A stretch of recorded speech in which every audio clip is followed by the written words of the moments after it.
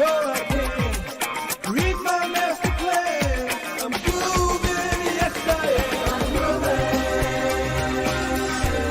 Oh, I'm grooving. I'm moving, yes I am. I'm moving. Oh, I'm moving. I'm moving, yes I am. I'm moving.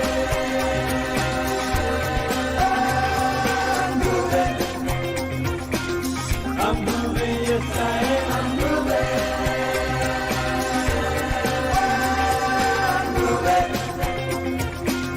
I'm moving, yes I am.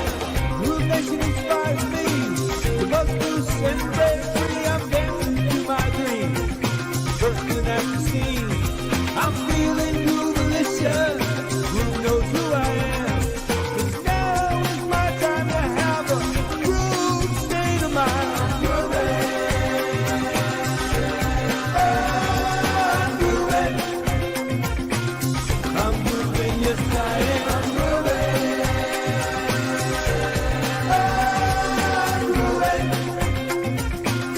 I'm moving, yes I am. I'm moving. I'm grooving. I'm moving, yes I am. I'm moving. I'm grooving. I'm moving, yes I am.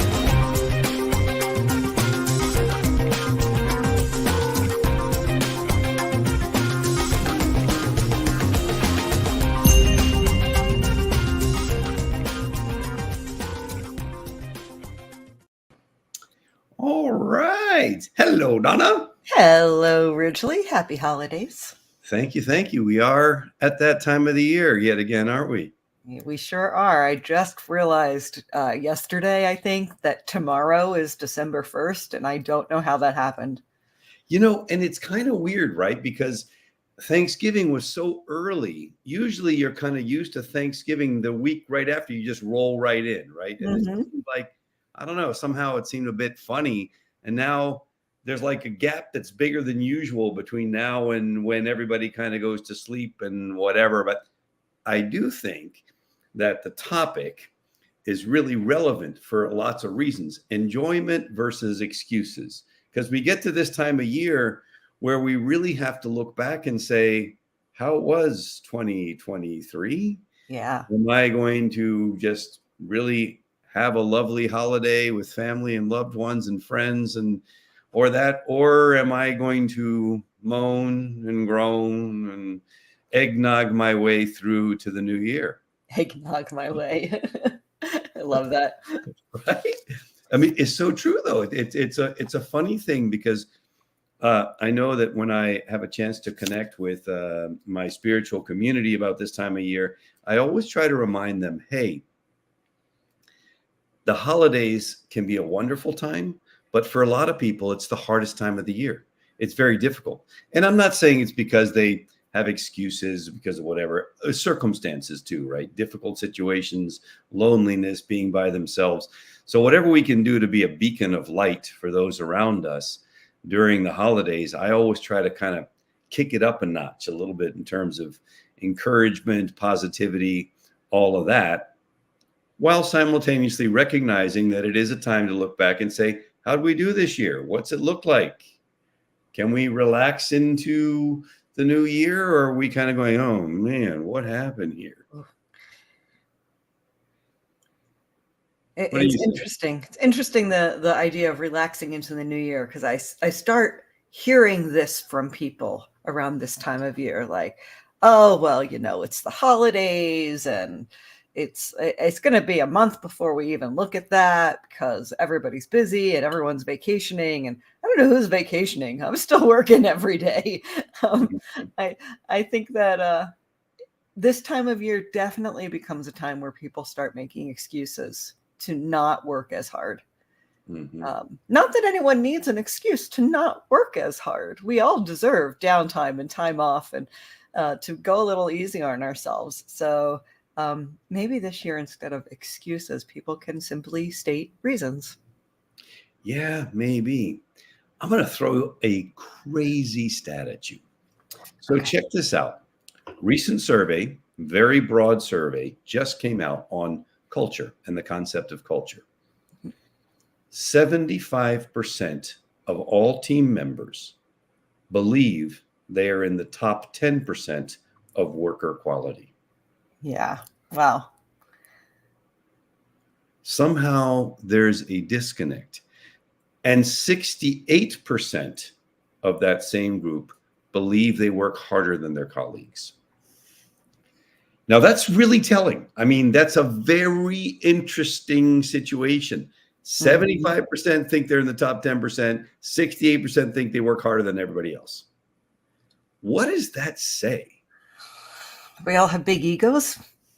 Yeah, that's certainly part of it, right? It's an ego thing. Is there a disconnect? Yeah, absolutely. There's a disconnect because statistically it's impossible.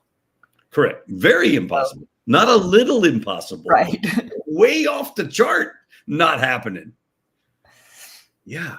Very interesting. So I find that, like you said, people start justifying in their mind why they should do less because it's a time of year.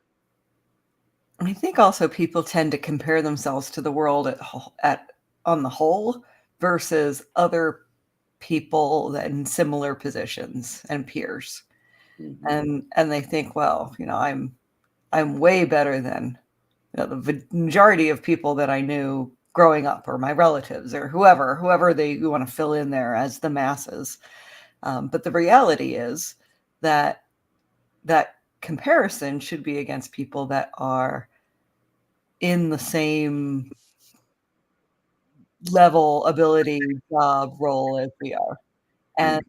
And then once you've changed the frame a little bit, then you realize, oh, I can't possibly be 78% better. I may be better than those people in my organization, and it's questionable whether or not even that's right.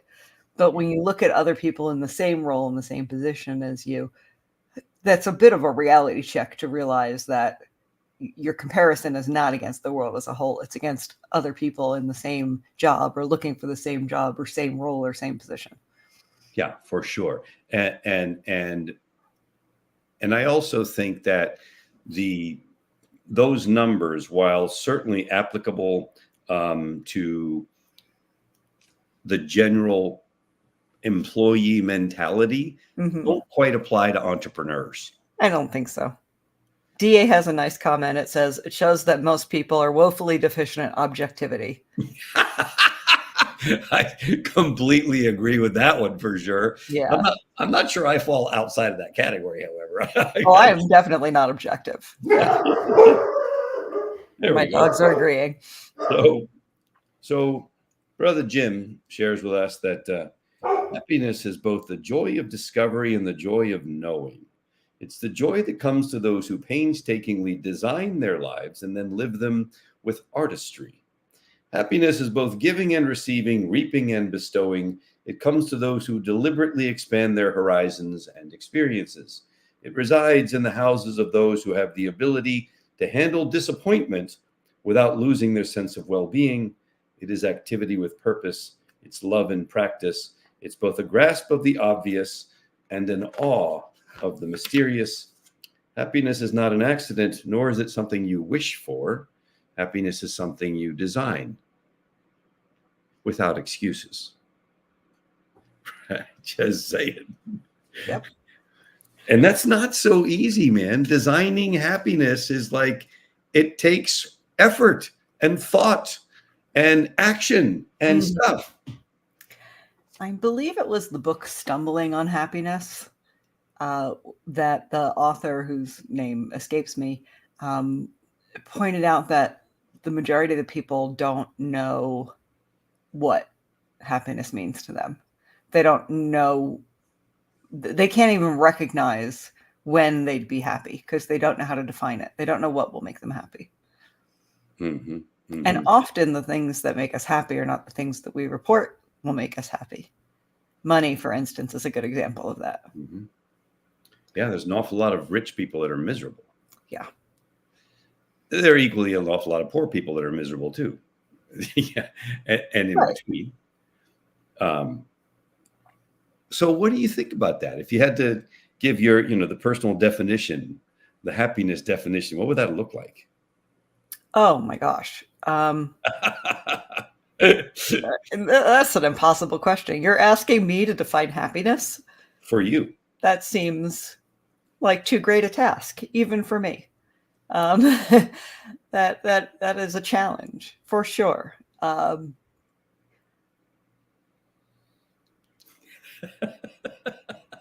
The great Donna Fox, temporarily stumped for words. I That doesn't have really to am. I really am stumped for words. Because it's very hard to define happiness without the word happiness. I find that challenging. Yeah. Or you could kind of make it simple. Like, here's how it goes for me. 1 month a year on the snow in health, 1 month a year snorkeling with my wife, and 10 months a year in service to others. But surely that's not the only thing. No. That's not a complete, that's a definition of happiness. That's my goal. Like I could say petting my dog. I'm rarely as happy as I am when I have a face full of dog fur because I'm snuggling with one of my dogs. But that's not the be all and end all of happiness. I think that's why it's so challenging to me, because there are so many things that lead to an experience of happiness. So I can't define it by what gets me there. I can define it by other words that mean happiness. Like I know that I'm happy when I feel blissful or content or pleasant, or I'm not doing a bunch of things. I'm not worried or feeling stressed or feeling upset or, but yeah, I have a much harder time defining it than you do. I was just throwing something out there. So let's take a look at, so here's something kind of on the fringe of, in the same track. In this book, Great by Choice, Jim Collins talks about the 10Xers, the people who 10X stuff. Mm-hmm. And he makes some interesting comments. Starts out with a quote from Roald Amundsen, who's the guy that went across the South Pole. And by the way, to train for that, he did a 2,000-mile trek on a bike, just saying. He says, victory awaits him who has everything in order. Luck, people call it. Defeat is certain for him who has neglected to take the necessary precautions in time. This is called bad luck. Ooh, I just love that. I just think that is a no excuses, total like, okay, let's really call it what it is. And then it goes on to the key points that came out of studying. So for those who don't know, Jim Collins is a phenomenal researcher at Stanford University, who in addition to being a phenomenal researcher, has an army of graduate student phenomenal researchers who work for the dude for free. And he comes out with these ridiculous books that study the great accomplishments. This one is called Great by Choice. He also wrote Good to Great. And the other one he wrote is called Built to Last. Really great. He says about the 10Xers. On the one hand, 10Xers understand that they face continuous uncertainty and that they cannot control and cannot accurately predict significant aspects of the world around them. On the other hand, 10Xers reject the idea that forces outside their control or chance events will determine their results. They accept full responsibility for their own fate. No excuses. And then a couple more, he says, I love this. Social psychology research indicates that at times of uncertainty, most people look to other people, authority figures, peers, group norms, for their primary cues about how to proceed. 10Xers, in contrast, do not look to conventional wisdom to set their course during times of uncertainty, nor do they primarily look to what other people do or to what pundits or experts say they should do. They look primarily to empirical evidence. So we're going to have no excuses.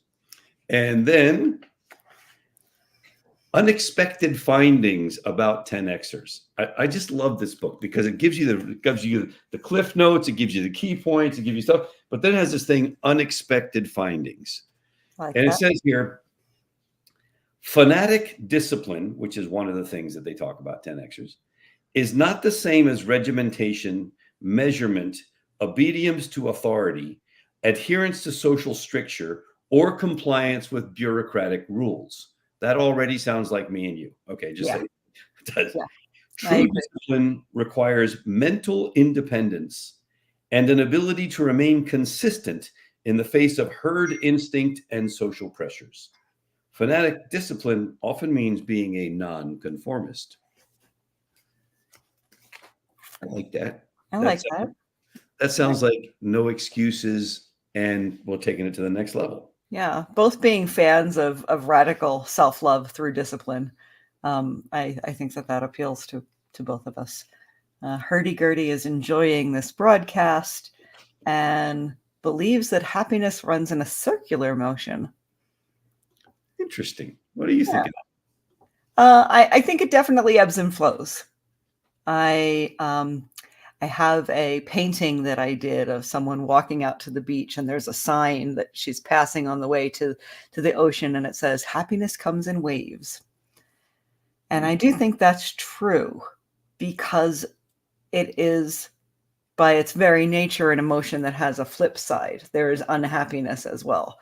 So it's, even if we had the most thrilling lives, we would experience some of that as being unhappiness because it's less thrilling than our most thrilling times, our most happy times.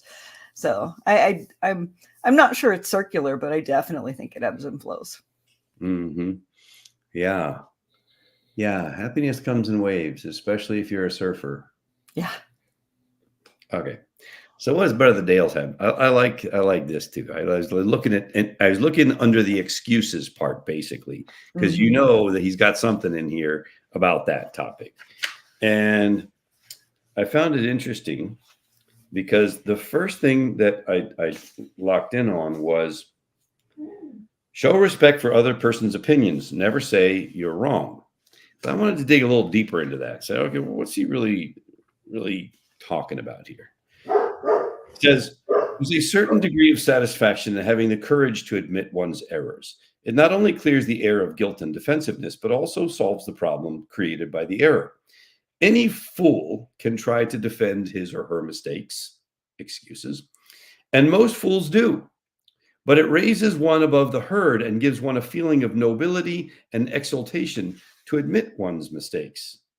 He says, when we are right, let's try to win people gently and tactfully to our way of thinking. And when we are wrong, and that will be surprisingly often if we're honest with ourselves, let's admit our mistakes quickly and with enthusiasm. Not only will that technique produce astonishing results, but believe it or not, it is a lot more fun under the circumstances than trying to defend oneself. I was like, that's really true, man. That is really true. I like that a lot. I just got, so funny. I just got an email right before this call from a client who does not communicate, does not give details, does not give feedback, does not do anything, and suddenly sends this blasting email of being unhappy about this, and this. And for the first time, giving us 2 examples of what they really want, right? Mm-hmm. And the initial reaction to that is, oh, really, man? You don't give us any feedback. This is the longest email you've ever sent us in the entire 4 months of this engagement. La, la, la, la, la, la. And then after a pause and a smile, it occurred to me that the proper response, man, thank you so much for letting us know the things that you're not happy with and what we need to work on. Because until you're satisfied, we definitely are not. And I look forward to our call early next week so we can figure out exactly what that looks like and move forward. Oh, by the way, I have some great numbers to share with you. Have a great weekend. That's a much better response. Right? Yeah. And it works. Like, take it, diffuse it, and move forward. Mhm. Just at the end of the day, if you don't want to be with us, you don't have to be with us. There's plenty of clients out there in the world, but if you do, let's move forward. And there was this little Albert Hubbard. So remember Hubbard, he's a brilliant dude, one of the most original authors that ever stirred up a nation, so to speak. He wrote the following to somebody that he didn't agree with when an irritated reader wrote something to him saying that didn't agree with what Albert was saying. He said the following: "Come to think it over, I don't entirely agree with it myself. Not everything I wrote yesterday appeals to me today. I am glad to learn what you think on the subject. The next time you're in the neighborhood, you must visit us, and we'll get this subject threshed out for all time. So here's a hand clasp over the miles, and I am yours sincerely, Albert." Brilliant. It's a Like, wonderful way to disagree with someone. right? So good. And so much more effective in the long run. I can't tell you how many, I used to get affected for a long time. Now getting a grumpy email or something like that affects me for, a couple of minutes, and that's about it. Why? Because I don't make any excuses. We're going to do what we can to make it right. And Mhm. if it's not right, I'm going to part as friends or at least professional colleagues without a bunch of commotion. And there's just And no need for that other stuff. ultimately, I agree. Exactly. That's exactly the point I was about to make, is that it doesn't matter whose fault it is.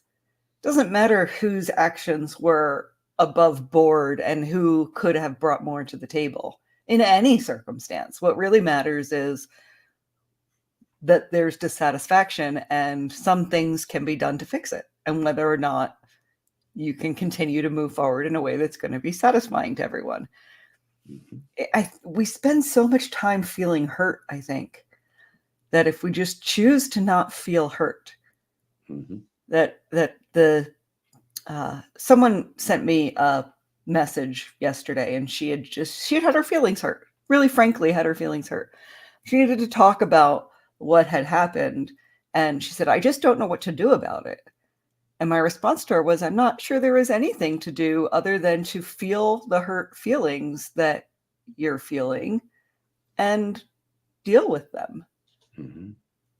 Because you don't have to take action on hurt feelings. And I think that's one of the biggest life lessons that I have learned as Mhm. I mature and age in this world, is that my feelings are going to get hurt. And that's my problem. Nobody else's, not even the person that hurt the feelings. It's my issue. Mhm. So, Mhm. Yeah. And what you do about it is also your decision, and yeah. oh, by the way, I, hope this doesn't bug anybody, but there's a cumulative effect to all of that. There's a cumulative effect to, and there's also a cumulative effect to Mhm. brushing it off and moving forward, and building that muscle and ability to brush it off and move forward. I can tell you, if I were to count up the number of times that I've had to deal with an upset situation, an upset client, an upset spiritual member, an upset family person, or whatever, and you let all that stuff grind into you, oh my gosh, talk about getting just feeling small or beaten up or Yep. whatever, as opposed to, hey, we're going to do whatever we can to make this right. And if I can't make it right for you, then I'm really sorry, but I'm going to tell you I'm going to do whatever I can. And then I'm going to let it go. Mhm. Like a hot potato, let it go. Like, done. Yeah. Not enough. I apologize. How can we work this out or move on? Or move on. And that's the important part, because there will be people that demand more than you can give. Mhm. That will happen in your life. That's the nature of people. And it's really just a matter of finding people who have a need that you can fulfill in a way that makes everyone feel happy. Mhm. Yeah, for sure. And building the strength to know that that's very real, Mm. because if that strength is not there, it can be a very big burden. to carry all that stuff. And when we're hungry, we do a lot more to compromise what makes us happy. Mm-hmm. Yeah, for real. I know. The fun thing is, like with this email I just got, I'm going to take this call myself. But most of these calls, I don't even take them myself anymore. I like gather the team. Let's have a strategy session on how we're going to make this person feel better. What do you guys need from me? Have fun. Let me know how it goes. Nice. Gary Ryan Blair says in Goal Setting, only results matter.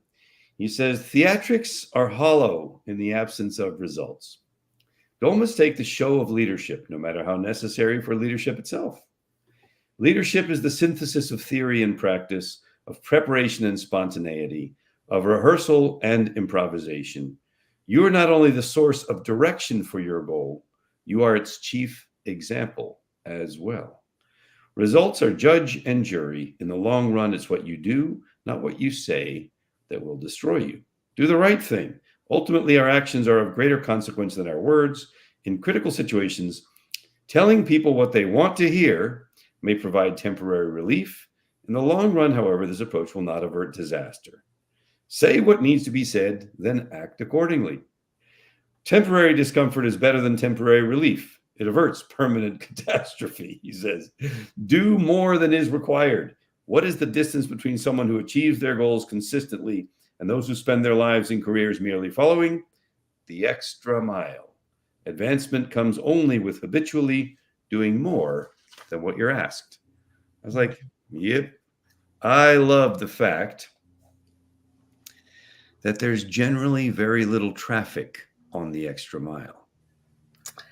Yeah. Hence, I like to hang out there. It's a good point. It's a very good point.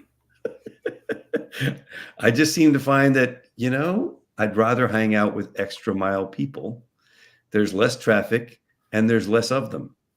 And what is the one thing that few of them make? Excuses. Right? Think of the top performers that the people that are able to enjoy what there is to enjoy because they're willing to suffer what there is to suffer and not make excuses.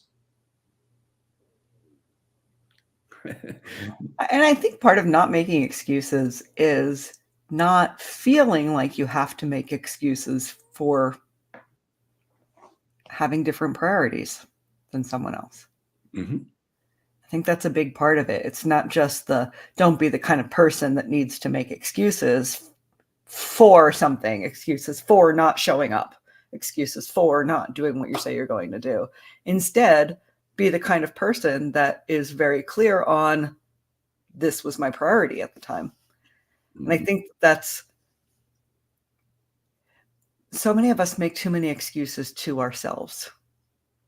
It's one thing to make an excuse to someone else, to explain a reason to someone else, but you get into trouble when you start making excuses to yourself because those start to feel like lies. Because really the reason is you prioritized something else, that you have a priorities problem or not, but it's a priorities issue, not an excuse. You don't need excuse. We don't need to excuse our own behavior. Yeah, in the longevity study of and wanting to maintain youth and all of that, there's a lot of research that suggests that doing cold water activities is good for you. Mm-hmm. And so today, when I was in the shower and was feeling marginally like I didn't want to do what I know I'm supposed to do, what I have grown the habit of doing, I thought about the topic, enjoyment versus excuses. And I was like, okay, you can enjoy this hot shower, but at the end of the shower, you're going to do what you know you need to do for yourself. And you're going to go crank all the way to cold. And you're going to refresh this system so that you continue to build this longevity. And it was fun to just have that enjoyment versus excuses moment with myself.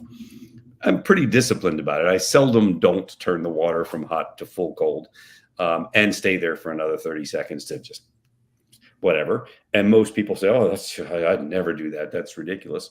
Well, until you do it 40 times, and then it doesn't matter that much anymore. It actually, I swear, I wish somebody could have the feeling of having done it 20 times.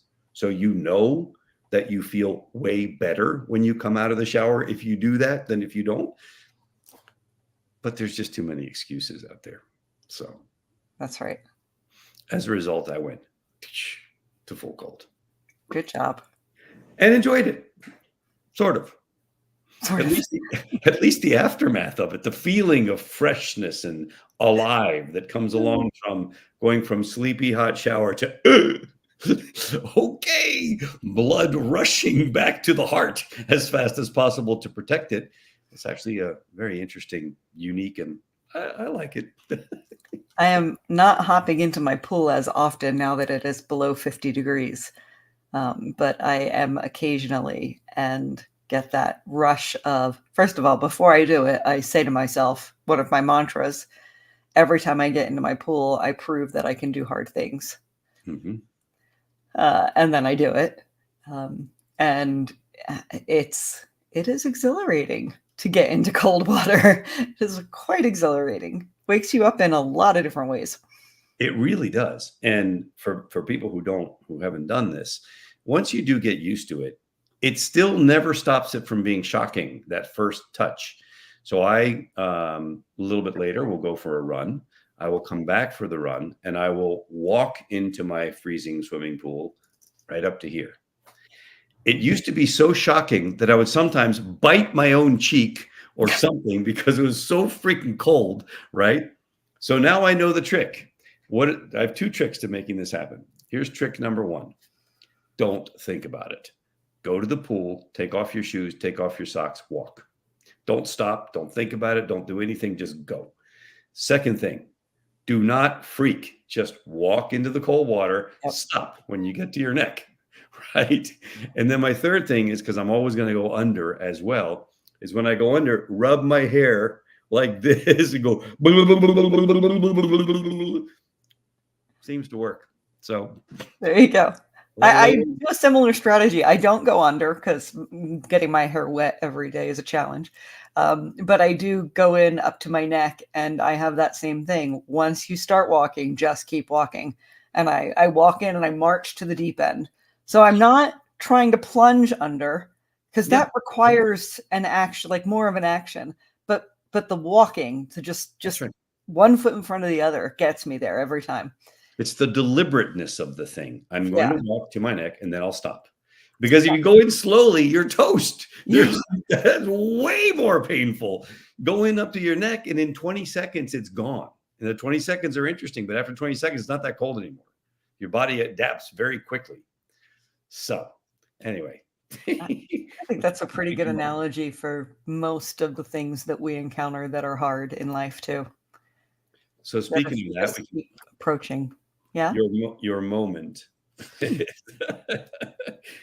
What will the defining moment be when you see that the golden opportunity you're seeking is in yourself? It is not in your environment. It is not in luck or chance or the help of others. It is in yourself alone. The opportunity is now. Make this your moment. Very short, but very nice. From Success Defining Moments. I thought that was like, it's about right. I think that applies a lot. I like it. Yeah. And then I was finding that I kept flipping back and forth from kind of like positive things to where the excuses stuff and whatever. And of course, my main man, Michael Gerber, he's got a lot of good stuff. And he writes a lot of good stuff. He says, I love it. There's this one comment I just had to quote it because it just seems like so topical at the moment. It's not exactly as relevant, but it was in the chapter that I found the content that I want to share. It was a comment from Alvin Toffler, who wrote The Third Wave, who said, as governments, we stumble from crisis to crash program, lurching into the future without plan, without hope, without vision. Like, that's about what it seems like out there today, these days, the government. But that's not the point. I just thought that was really, really cool. I love this. It's not your people. It's not the complaining customer. It's not the banker or the vendor or the incorrectly wrapped package. It's not that nobody cares or that nothing gets done on time. No, it's not the world that's the problem. It's that you simply don't know how to do it any other way. For you to act differently, you would need a totally new set of skills. But you won't stop long enough for that to happen. The resulting chaos is nothing more than a direct consequence of inability to change as fast as your needs demand. Let's not make excuses. And then Eric also said the following: drastic change creates an estrangement from the self and generates a need for a new birth of a new identity. And it perhaps depends on the way this need is satisfied, whether the process of change runs smoothly or is attended with convulsions and explosions. I would say that's very accurate also when it comes to excuses versus non-excuses, and convulsions and explosions versus, hey, let's create a new identity in this moment. We've had to do that in our careers a lot, Donna Fox. Oh, yes, we absolutely have. And what do you say to the person that's out there listening saying, well, I'm kind of feeling a lot of convulsions and explosions? That it's just part of the journey, part of the process. We grow at the times of greatest challenges. That's the only time we have any sufficient impetus to grow. Otherwise, we are happily living in our enjoyment stage, and there's no reason to change when you're having fun. When you're in a positive state, when you're happy and growing, there's no real reason to change until you're forced to. So these times when we feel challenged, it's because we are challenged. It's because we're ready to grow. And I can't imagine that. I know it's trite and overused, but I just think about a butterfly, the caterpillar becoming a butterfly. I can't imagine that it's comfortable to wrap yourself up in a cocoon and go through a major bodily transformation. But they do.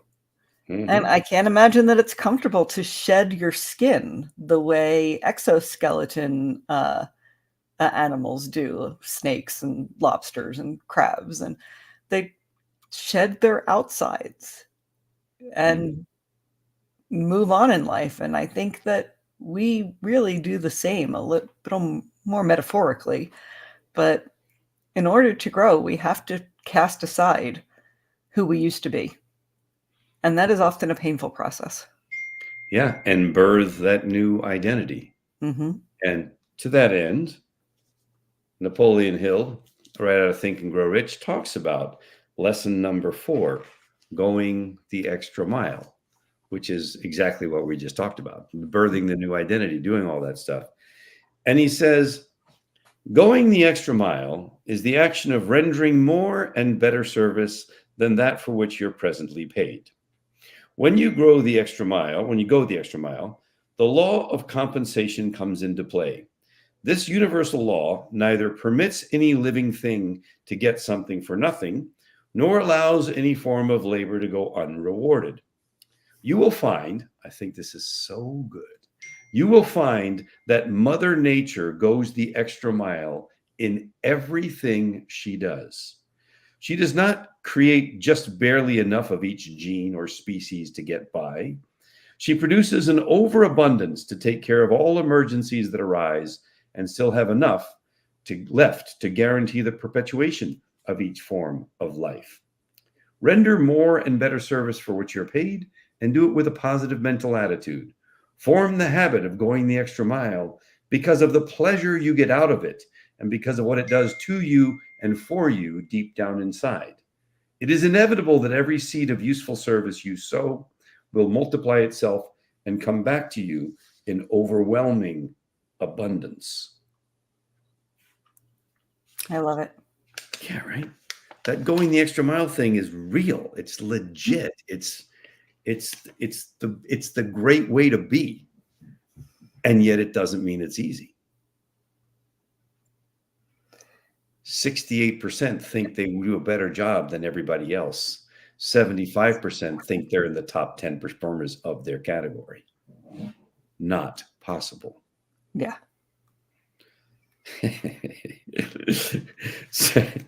Napoleon also says, our greatest gift is our thinking mind. It analyzes, compares, chooses, it creates, visualizes, foresees, and generates ideas. Imagination is your mind's exercise, challenge, and adventure. It is the key to all of a person's achievements, the mainspring of all human endeavor, the secret door to the soul of a person.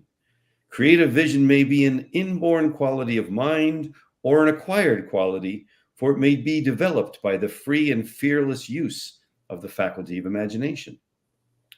One of the ways to increase your flow of ideas is by developing the habit of taking study time, thinking time, and planning time.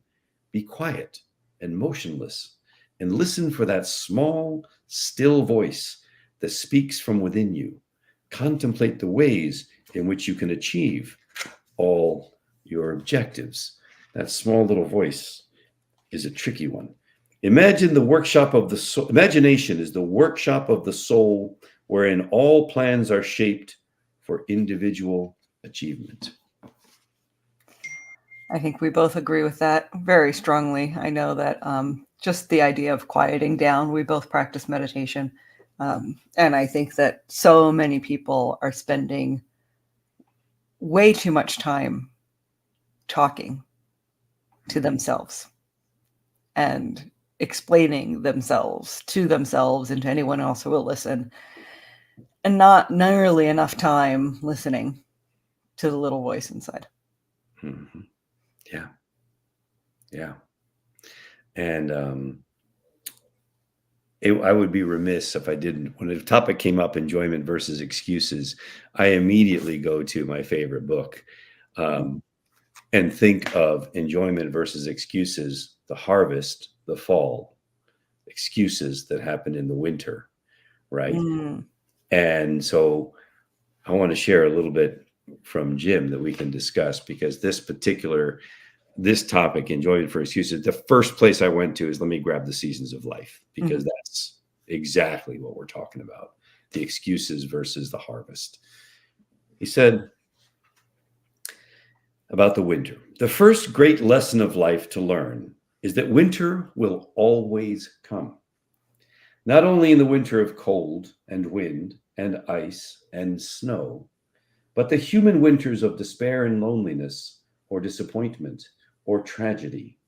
It is winter when our prayers go unanswered, or when the acts of our children leave us shaken and stunned. It is winter when the economy turns against us, or when the creditors come after us. It is winter when competition threatens, or when a friend takes advantage. Winter comes in many forms and at any time, both to the planter of crops as well as to the person in business, or even to our personal lives. The arrival of winter finds us in one of two categories. Either we are prepared, no excuses, or we're unprepared.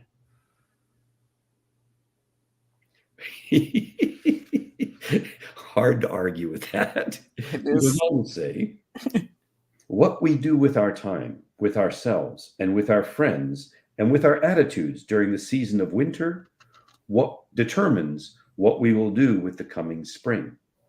We are meant to constantly improve our conditions, ourselves, and our results. We either improve or we regress, for never do we remain the same.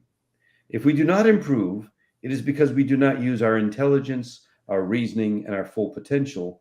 And finally, what we do not use, we lose. Through lack of use, we may lose our intelligence, reasoning, potential, and strength. And when lack of use or misuse costs us these worthy human attributes, we predictably regress. Again, It is a basic law of life that demands either human progression or human regression. To those who are prepared for winter's arrival, let them use winter as they would use spring to take advantage. Interesting. To those who are unprepared, the arrival of winter is a time for regret and a time for sorrow. The time to experience the horror of winter for which we are unprepared is the springtime, and in our mind. Let the imagination paint for us the chilling winds, snow-blown fields, and ice-covered trees. Let us experience in our mind's eye the wailing of a hungry child and the disappointment showing in the eyes of the one we love. Let us emotionally experience the fumbling for excuses and apologies for our past mistakes and the fear that comes with the knock on the door or the delivery of the mail. Anticipating these scenes in advance can provide the shock that moves us into massive effort in the spring, that those efforts might prevent our horrified imaginings from becoming reality. Throughout all seasons of year, winter can touch our lives in many small ways, testing us and providing us with the subtle reminders of the plight of those whose lives are surrounded by winter. Winter can be a lost opportunity, the loss of love. A winter is when a trusted friend gives you cause for disappointment, or when unexpected business goes to a competitor. A frigid blast from the cold, harsh words of someone you love is winter, and so is the pessimism or cynicism from someone whose advice and counsel you seek. The major challenge confronting those surrounded by winter is not to let it affect the arrival of spring and our ability to recognize that arrival. Much of life is in learning to always remain part of the solution rather than allowing ourselves to become part of the problem. I look forward to writing this email after this call. Nice. To be published. I noticed that nothing about winter says that we should worry or stress or fret or otherwise be Chicken Little about the time of winter that is coming. Mm-hmm. It says simply to prepare for it. Excuse me. Yeah. And so crazy that I would go for a topic, enjoyment versus excuses, and find this quote. In the fall, we either enjoy or we excuse. For those who failed to take advantage of the spring, who failed to guard their crops carefully throughout the heat of summer, there can be no legitimate reasons, only excuses. And excuses are merely apologetic attempts to place blame on circumstances rather than on ourselves. The difference between an inadequate apartment and a mansion on the hill is the same as the difference between average effort in the spring and massive effort in the spring. Nature always promises that a cup produces a bushel, that we will receive more than we plant. Knowing this, as all of us do, we forget that to reap many bushels, which is the measure of success, we still must plant many cups. Massive action in the spring of life still is the requirement for massive success in the fall. 40 hours a week spent in the fields of opportunity may not be enough, especially if it is spent in the wrong field.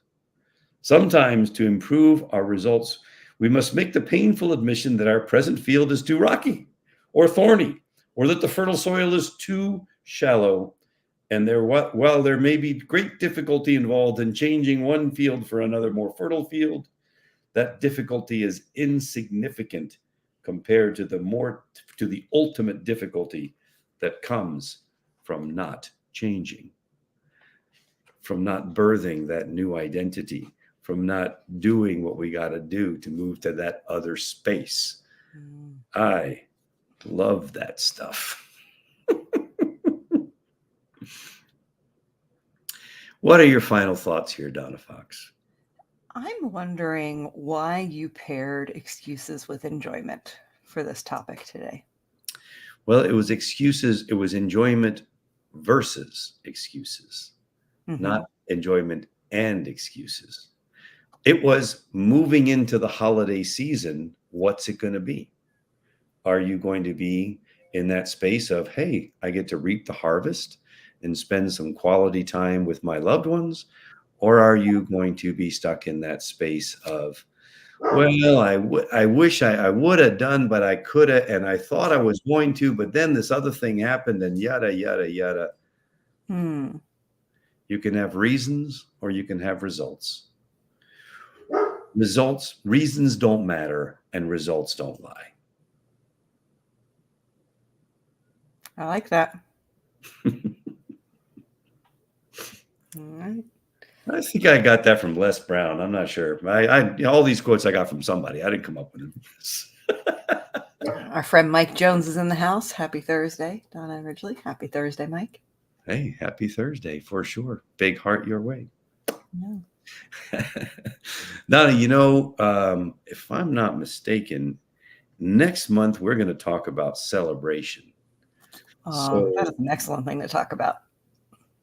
given that we're moving in that space, I hope that everyone that has a chance to listen to this can make those efforts that you need to make, whatever they are, in order to celebrate.